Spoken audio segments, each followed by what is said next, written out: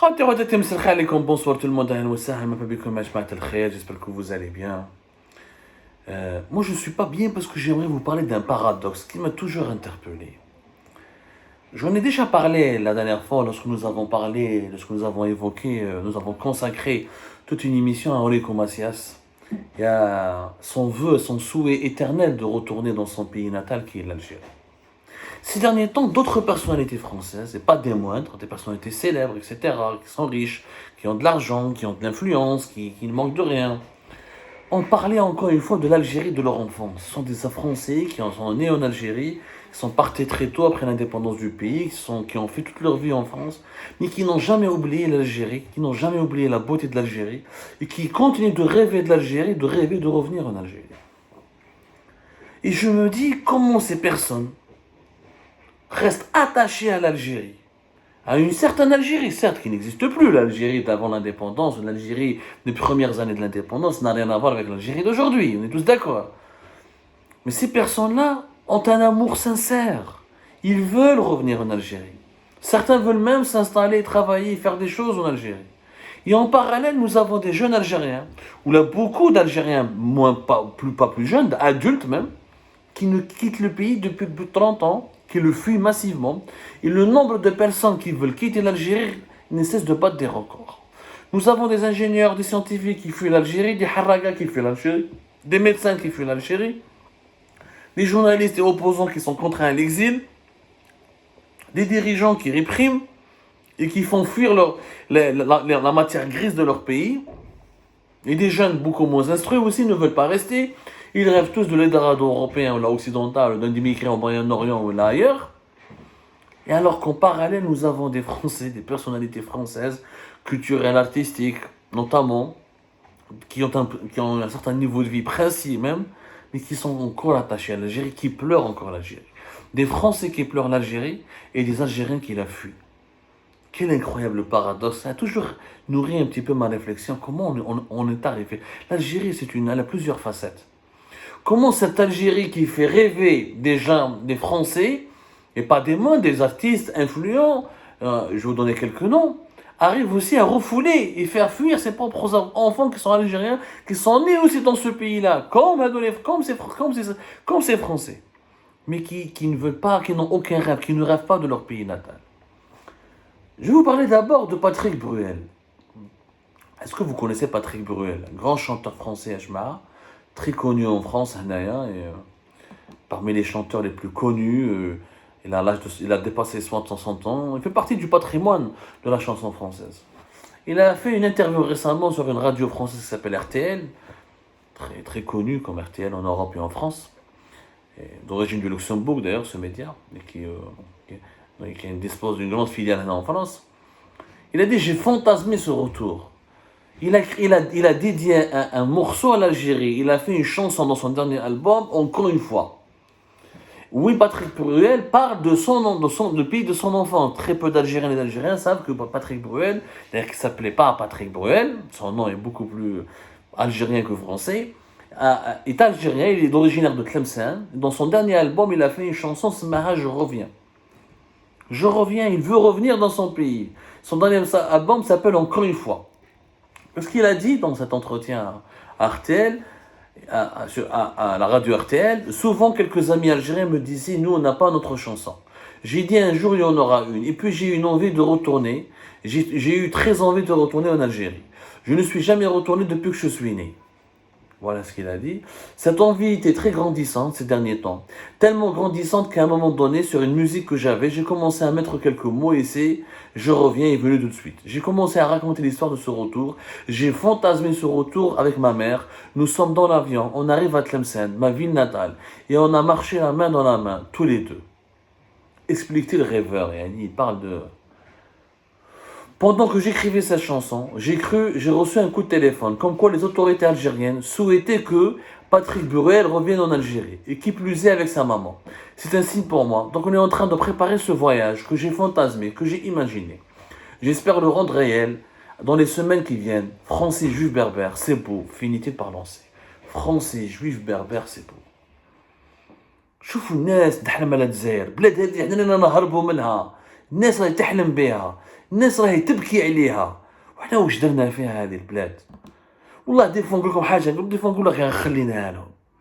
Leur amour est plus noble et plus légitime que le nôtre. Parce que nous avons pris l'indépendance, mais nous n'avons pas construit un pays digne de ce nom. Nous avons eu des réalisations. Il y a beaucoup de réalisations qui peuvent nous rendre fiers.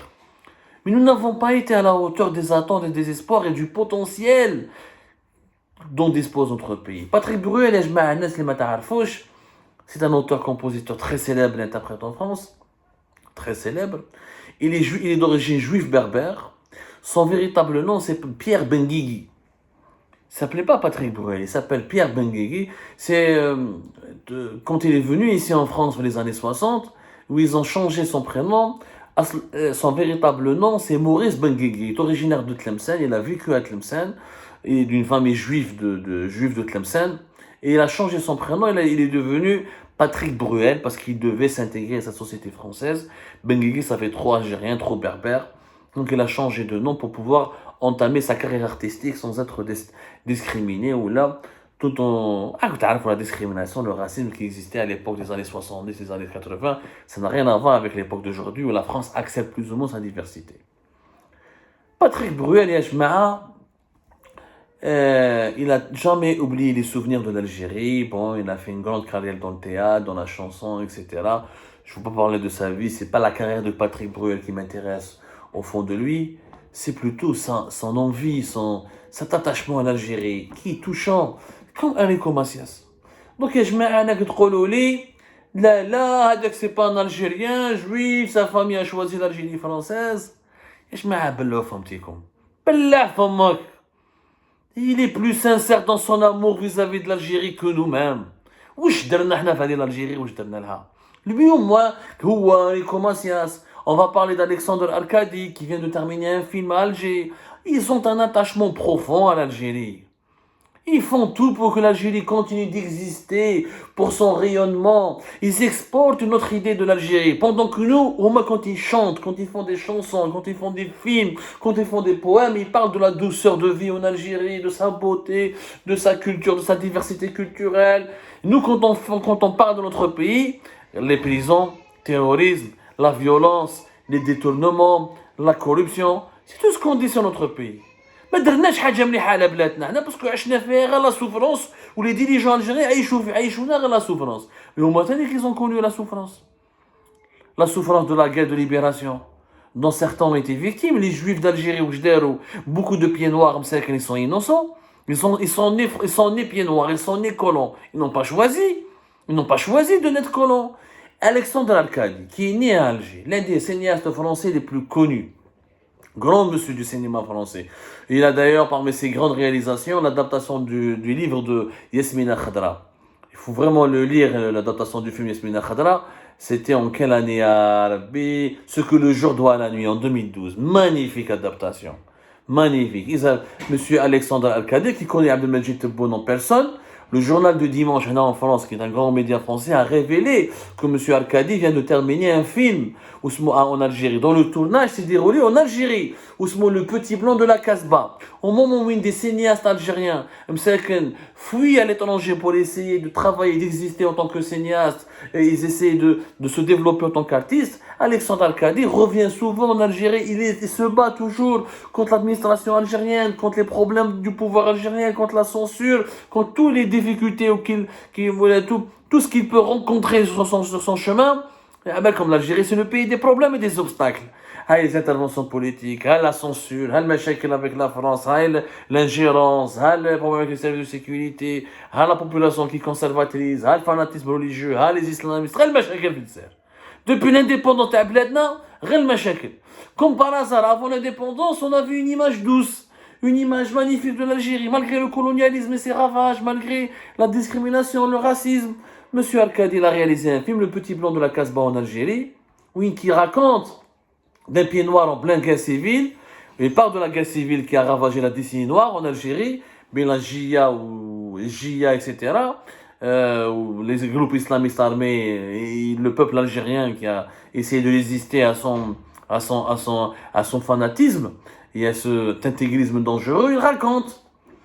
Il raconte comment Je vois comment ce journaliste pied noir revient en Algérie, pays de ses racines, et comment il vit, ce retour, le regard sur l'Algérie, sur son histoire troublante depuis l'indépendance, etc., depuis jusqu'aux années 90.